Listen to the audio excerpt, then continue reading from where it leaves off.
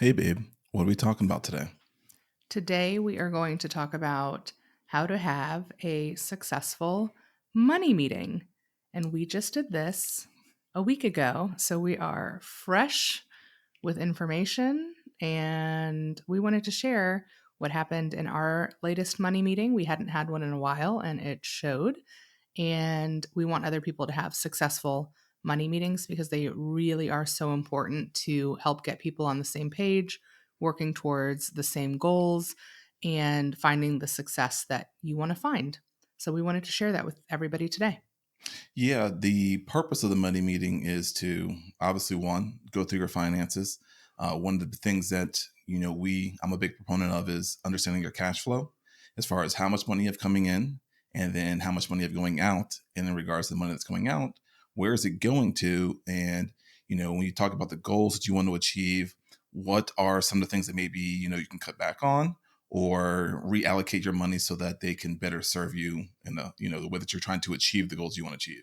Yeah. And I think one of the things that I realized after our money meeting is that I knew we were spending too much and I knew that we were not tracking. And we're not lavish spenders, right? That's the thing here.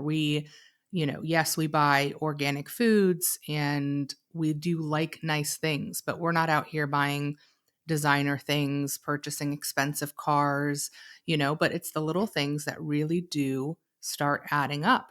And I think, especially people who are good earners, who make a good amount of money, the more you make, the easier it is to just swipe, swipe, swipe and get off track and not have a dedicated budget. Not saying that's what you should do, but I felt like that's the boat that we were in, where yes, we are doing fine, but we need to be doing better and we need to be looking at what we are actually spending our money on.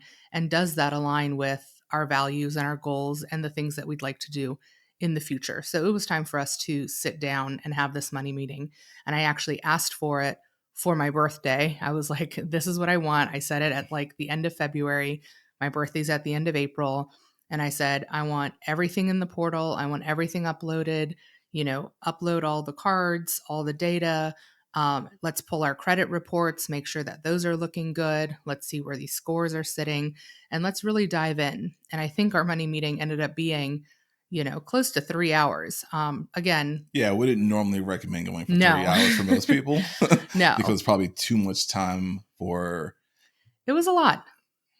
yeah. Yeah, don't recommend. Don't recommend. I mean, if you're doing them more regularly, then 45 minutes to an hour is like the most that I would recommend. We kind of went full force because we hadn't had one in a while and life has been lifing. So don't recommend a 3 hour money meeting, but do recommend shorter, more frequent money meetings. And that's where we want to get to as well. But we shipped the kids off to the grandmother, and so we had a quiet house and we were able to sit down and just run through the numbers. So we wanted to give you a high level overview of what that was like and what we would recommend if you are looking to have a money meeting with yourself, right? Because we all got to check ourselves, or with a partner. Yeah, I think the hardest thing for people is that in this day and time where most people, we don't use cash. I feel as though when you're using cash, you can become a little bit more conscious of exactly how much money you're spending as compared to when you're using, a credit card. It's so much easier to swipe. And just like Jess said, we're not spending it on large things, but when you keep swiping and swiping on multiple things do add up over time. Especially in that Amazon cart. I know my save for later cart is sitting at like 2.3 million. But, the daily things of like, oh, we need more toothbrushes, or, oh, I need some bug repellent for my garden, or I mean, it's little things, right? It's just boop, Amazon, or oop, let me do a Target pickup. And it adds up. And we have a 4-person household, and even when you're thinking about laundry detergent and just those household items, I like to always have a back stock. I'm not like one of those obsessive bunker people who has a garage full of, Doomsday. yeah, that's not what we're talking about. But like, yes, I always have an extra, container of dishwashing liquid, right? Although I mean, I always talk about the zombie apocalypse and what we would do. yeah, I don't think we're prepared for the zombie apocalypse, but that's not what this call is about. So, Anyway, it's just to say that we're not out here spending, spending, spending. But once you sit down and actually look at where the money is going and you see it in black and white, you can't make excuses anymore. And we'll get into this, but I was shocked that our average in the last 6 months has been that we're spending about $1,200 eating out. And again, in my head, I'm like, where are we eating out? Like this looks like we're living it up. And that's not, listen, we are not over here living it up. Okay. So I was You were confused. surprised. I'm not, only because this is part of what I do with my clients. And I would say the number one thing that surprises people is when you actually go through all of your expenses in detail and see exactly where your money is going. Often people are surprised at, one, overall how much they're spending, but then they're also very surprised on some of the miscellaneous things that they're spending it on, such as dining out. Dining out is often one of the dining out slash shopping are the two areas that I see that most people are very surprised at how much they're spending, because most people believe that they are actually spending less than what they actually are. I was shook. And I definitely, if you would have said, pick a range, is it between 3 and 500, 5 and 800, 800 to 1200? I never would have said, because of how we eat and how we cook and how you meal prep and all of that, I'm like, $1,200 where?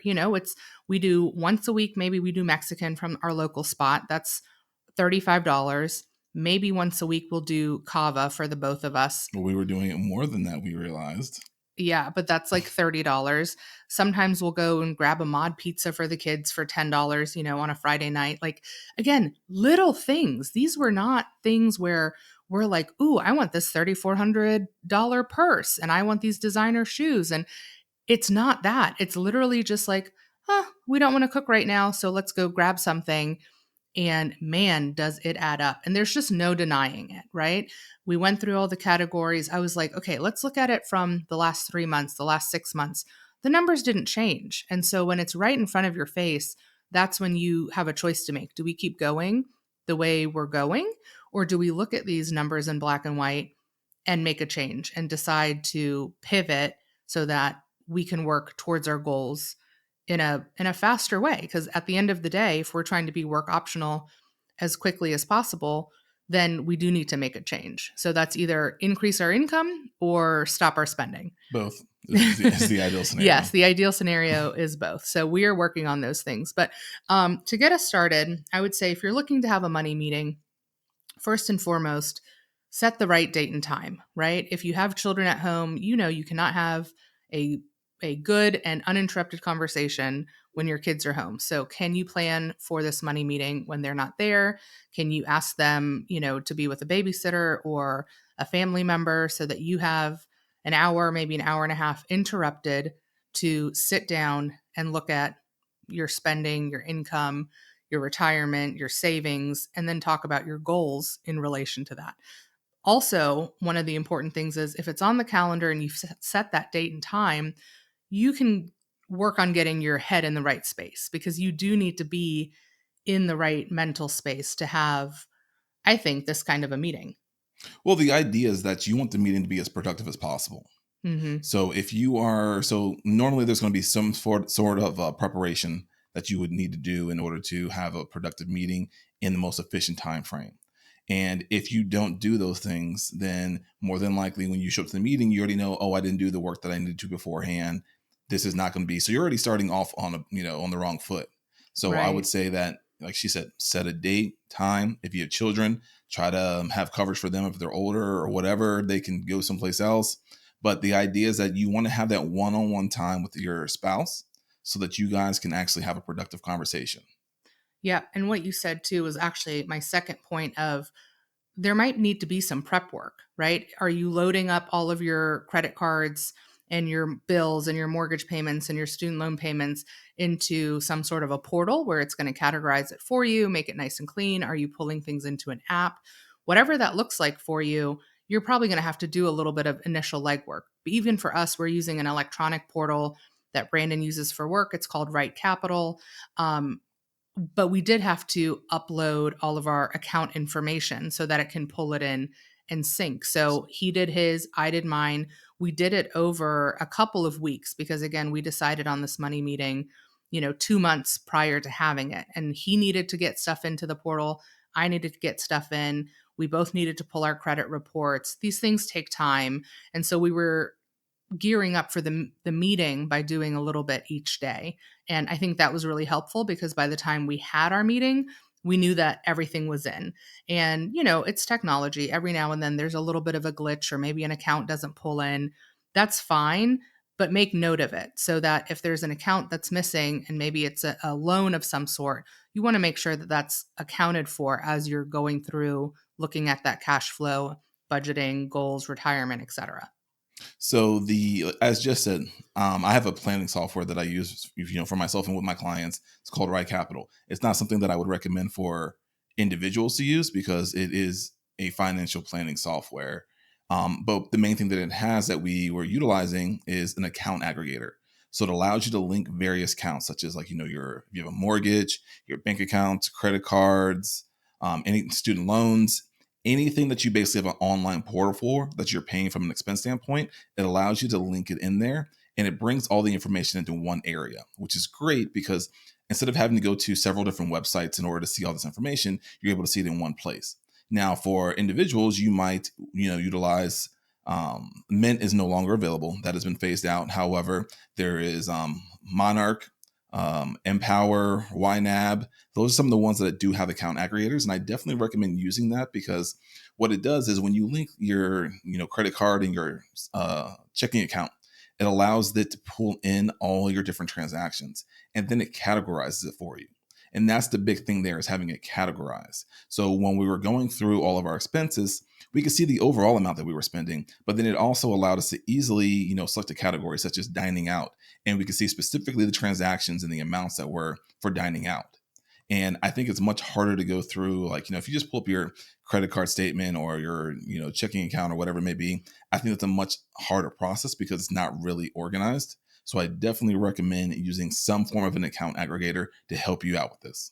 Yeah. And there were a couple of things that we had to go in and fix. Like there was a couple of transactions from a healthcare provider that were pulling in under dining and Yeah, entertainment, you right? definitely have to go back through it and make sure that everything is categorized correctly. Right. But then once you do it, if that charge comes up again from that vendor, it'll go into the correct category. So Yeah. again, it takes a little bit of legwork to get it where you need it to be, but it's totally worth it because it'll get easier over time. But say the nice thing too is that at least with the one that I use, I'm not necessarily familiar with all the other account aggregators, but it pulled in all our information and I could go back like a year time frame. So it wasn't just, oh, we connected it, we maybe get the most recent transactions. No, I could literally pull up the past year and factor that into our money meeting. Yeah. I think also as you're prepping for the meeting, decide on what kind of meeting you're looking to have. Is this a meeting to talk about goals? Is it a meeting to talk about your savings, your retirement, your cash flow, your spend, where you have areas, where you can cut back? You don't have to do all of that in one meeting. Again, we do not recommend. It was it was a very long meeting and frankly, I was a little bit drained afterwards because even though we talk about money all the time and we do have shared goals and we're working towards the same we're working towards those same goals, again seeing it in black and white and figuring out, oh, why are we double paying this, or I thought you canceled that, oh, that automatically renewed and we forgot about it. I mean, there's so many different scenarios, and the busier you are, the harder it is to stay organized. And so you really have to be intentional. But moving forward, I think it would be great to have smaller money meetings where it's like, hey, today we're going to talk about how much we've increased our savings since the last meeting, right? Or maybe our next meeting, because of the choices that we've decided to make in moving forward, maybe it'll be, let's look back at last month and did we hit our goals? Did we cut back like we said we would? Did we stay on our budget like we said we would? Brandon actually found something on his credit report that he needed to flag and, follow up on. That's something that I'm going to be asking him about in our next money meeting. Hey, is this now resolved? We were looking at a couple of bills where, why is our electric payment now the same as our gas payment? That has never been the case. Okay, this is a little bit higher. Let's make sure that we're being charged correctly. Now I've taken it on as a task to call these vendors, ask some questions, figure out, why the charges are what they are. It gives you an opportunity to go through those expenses, ask each other questions, flag things that need to be resolved. And then when you come back for the next money meeting, those are things that you could then sit down and talk about. But absolutely, I think the best way to do it is to do small chunks. Are you going to talk about your goals, your savings, your retirement? Maybe it's the contributions you're making to your 401k, whatever that might be really clear on what you want to talk about in each money meeting, because it can get off the rails real quick. Yeah, I mean, this is honestly essentially how I work with clients. The max time frame as far as one meeting goes is an hour. So I think once you get past an hour, most people are kind of tapped out and it becomes less productive. And you just, like she said, you break it up into specific topics that you're going to speak about within, each meeting. So like I said, normally the first one is going to be the cash flow, money coming in, money going out. And honestly, that's the hardest one, because you do have to account for all your expenses. And that's one that you're going to continuously come back to, because that's going to be the foundation of where everything else that happens. Money coming in, how much money you have is going to factor in every other goal that you want to achieve from a financial standpoint. Yeah. That's also a great time to talk about side hustles. Have you worked on your resume? Have you spoken to your manager about a raise? Have you looked at the market to see what other people in your roles are making? Are you talking to your friends about your income? These are all things you've heard us say before, but when you're looking at things in black and white and you're like, man, if I made an extra 10, 20, $30,000, these problems would go away. Well, then how can you do that? How can you increase your income? Increasing your income is likely going to be much easier than decreasing your spending, especially if you're not out here just spending willy-nilly. We recognize that, yes, we are just spending too much, but again, it's not on anything absolutely crazy. It's not like, oh, we shouldn't have bought that Lamborghini, right? It's like, maybe I didn't need to buy that at Target. Maybe the kids didn't need, new pool toys. And it just adds up so quickly. Yeah, I think what ends up happening is that, like I said, I think one of the categories that we were surprised about was iced coffees. Now, you always Don't take my iced coffee. You hear all these people talking about, oh, it's not the iced coffees that's making you broke. I'm not saying that it's iced coffees that's making you broke or putting you into debt. That's not what I'm saying at all. However, they do cost more. And if you're just constantly doing over and over again, before you know it, when you actually tally up the amount that you maybe spent in 1 month, that could be $200. Yeah. When you say that, it sounds crazy, even if it's like the one thing during the day that brings you joy. And it's like, oh, my $5 iced coffee, I'm supporting local, all the things. You can justify it however you want. But yes, we all know that making your own coffee at home costs you less. There's no disputing that. But I do want to be clear. Yes, we were spending too much on iced coffee, but we were still saving. We are still contributing to our retirement accounts. We are still contributing to our children's retirement accounts. We always automate that first. We always pay ourselves first. Then we pay our bills, and then there's money left over, right? Like that is how we operate. So even in times of, man, we got to cut back on iced coffee, it's not because we stopped contributing to our retirement accounts because we're now sacrificing that for our iced coffee. Let us be clear, that is not the case. But yes, even in paying ourselves first, there are areas where now we are going to make a cut. And we sat there and we talked about it. As ridiculous as that sounds, we looked at the spend and we said, okay, what do we want to do? And for me, that was, I would like 3 iced coffees a week. That's going to cost me $15. I have a bunch of gift cards and things that I can use for when I don't want to account for the actual spend. So that's fine. And then dining out with friends, I set a budget for myself. And even with that budget, we should still be saving several $100s a month compared to the $1,200.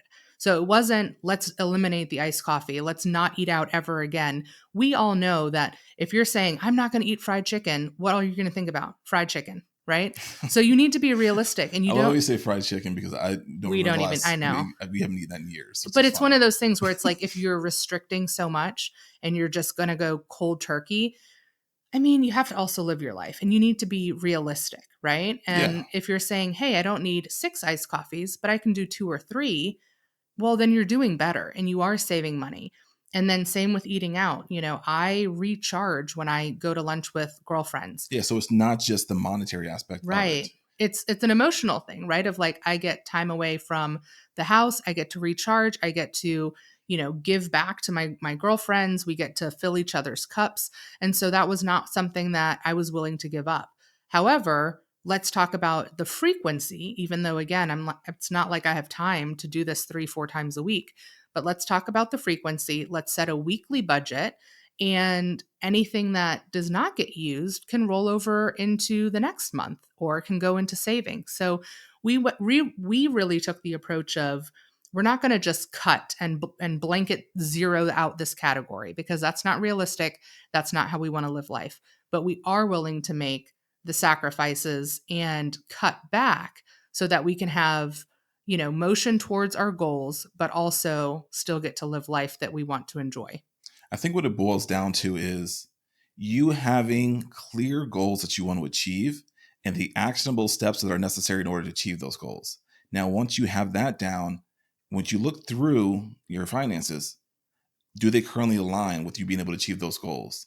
And if they don't, or you need to tweak a few things so maybe you can achieve them faster or whatever it may be, are you willing to do that? That's what it boils down to. So if you were to look at, your finances and you're like, you know what? I'm not willing to give up my, iced coffees. That's perfectly fine. And I've told people that that's perfectly fine. Then you just also need to be okay with the outcome of those decisions. So we're not telling you to make these drastic decisions and everything like that. You just need to own your decisions. That's what it's all about. Yeah. And again, one of the things that I kept telling myself was, it doesn't have to be like this forever, right? You can make temporary sacrifices to help hit your goals more quickly. You can increase your spend, or increase your earnings, decrease your spend for a certain amount of time. And then maybe you don't need to track how much money you're spending on iced coffees. That's the dream. But what we decided is, there needs to be more income coming in. We need to be more mindful of where our spending is, and let's continue to track towards our goals. One of the things that I really like looking at is the net worth, because you want that increasing month over month. And it doesn't matter where you start. Um, we follow people on Instagram that have started with a negative net worth, and it's been 3, 4, 5 years, and now they're, pushing $1 million because they made temporary sacrifices and they were aligned to their goals. And regardless of what your net worth is, know it, understand what it is.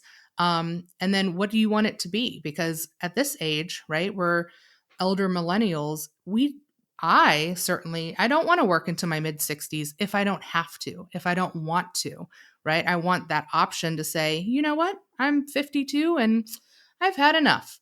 That's our goal, right? Is those slow mornings. Where do you want to be in 10 years on a Tuesday? Do I want to be traveling with my kids? Do I want to be visiting them in college? Whatever that looks like, think about those long-term goals and then make the decisions to help get you there. And that's really what it's about. Yeah, and net worth is an easy metric to track. So just in case anybody's not familiar with the mathematics behind it, it's your assets minus your liabilities equals your net worth. So everything that you own that has anything of value, you have on one side under your assets. Anything that you owe on, mortgage, car payment, student loans, those are all liabilities. Subtract the two, and that equals your net worth. And over time, the idea is that you want to see that number increase. And like I said, it's just an easy metric to, one of the easy metrics to use in order to measure maybe your progress. Yeah. Not the only metric you can use, but one of them. We don't want to make this more complicated than it needs to be, because it really is setting aside time, looking at the numbers, and then making a plan. I mean, it is as simple as that. I would say that once you've had the discussion, you've looked at the numbers, Brandon is such a black and white numbers person, and I'm very much like, well, I don't understand why this, and I don't understand. And with the income that we make, I shouldn't have to worry about how much I spend on iced coffee. Like, I'm the one that gets like passionate and emotional and like, it's the economy, it's capitalism. I kind of tend to spiral into those areas where I'm like, we are not spending lavishly. Why does it feel like it's never enough? And, then we're looking at summer camps and track out camps and all these things. And all you see is like dollar bills coming out. And it feels overwhelming and frustrating. And so, what I would say is, as you progress in your money meeting journey, bucketize. Are we talking about savings today? Are we talking about retirement? Are we talking about our future goals? Maybe there's an incredible vacation that you want to take, in a year when you turn 40. That's something that I'm looking at, for example.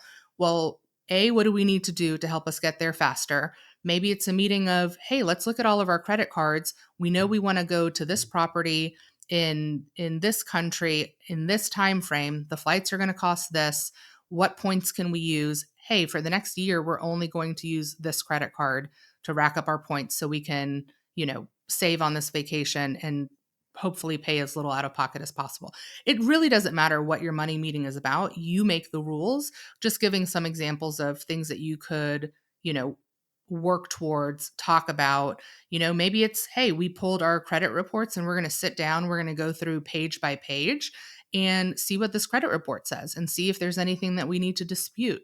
It can really be anything. It could be, hey, we're getting ready to come into some money. Maybe you're getting an inheritance. Maybe you're getting a large bonus or commission check from work. Talk about how you want to spend that. I work off of a bonus structure, so I am expecting a bonus in the fall. Where do we want to put that money? How do we want to utilize it? Does it all go to savings? Does it go to savings and a trip? How do you plan to use that? And talk through those things ahead of when they happen. Because once that check hits your bank account, that's not when you want to be deciding, oh, what do I do with it? Right? You want to have a plan for your money. That's the best scenario. And I 100% agree because obviously, as Jess said, I am the more black and white numbers person, which that's just how I naturally am also. So, but the thing is that I don't want to discount anyone's feelings because everyone has an emotional attachment to their money. So it is okay to have your feelings, but you also need to realize that there's feelings and then there's logic, black and white logic.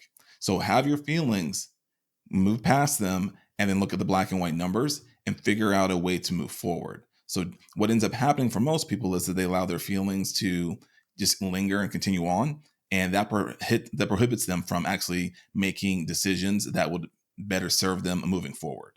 And that's the number one thing that I see when I work with people is that I help bring you back in from your emotions and let's make a concrete plan in place so that we can progress forward and not just stay here stuck in our emotions.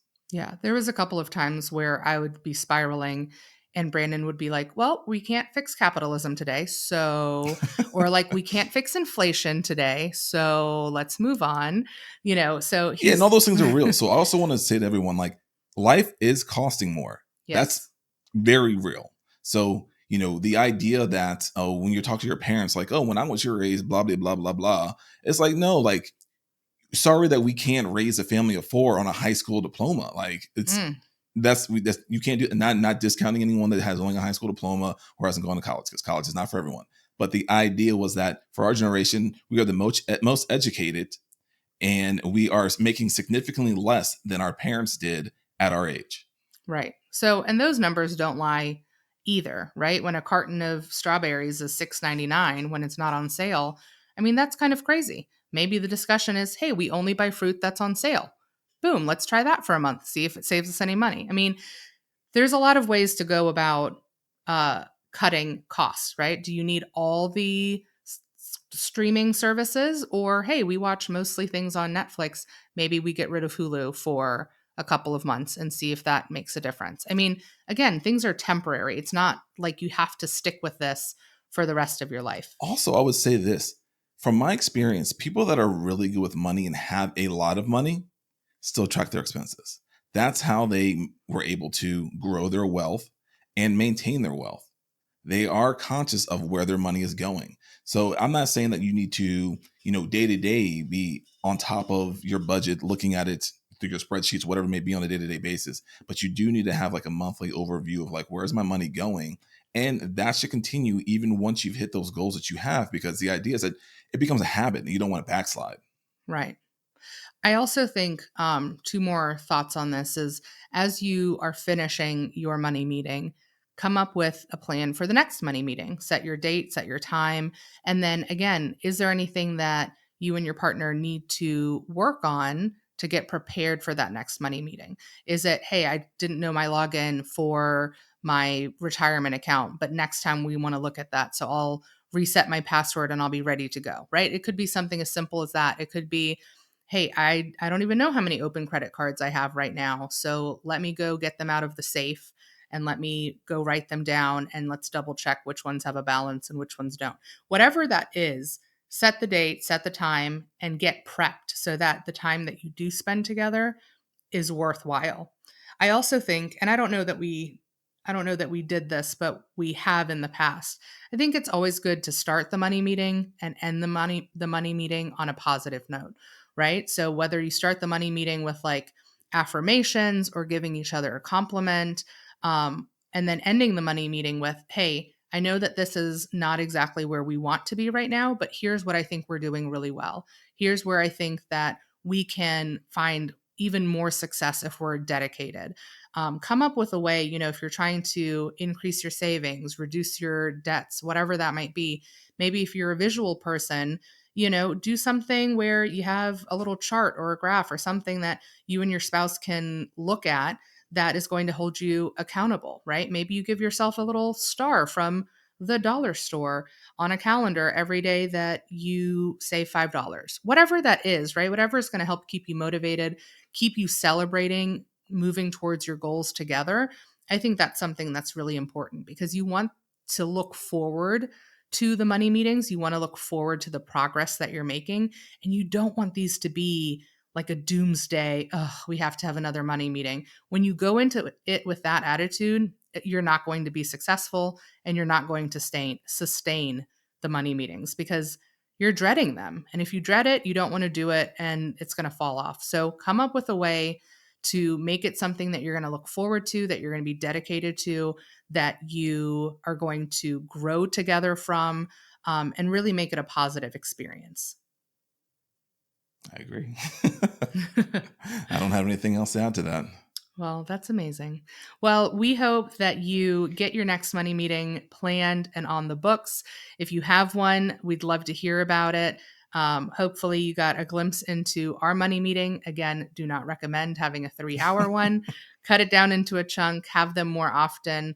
We got off track. We are back on track and encouraging you to do the same. So, have a great money meeting. Let us know how it goes, and we'll talk to you soon.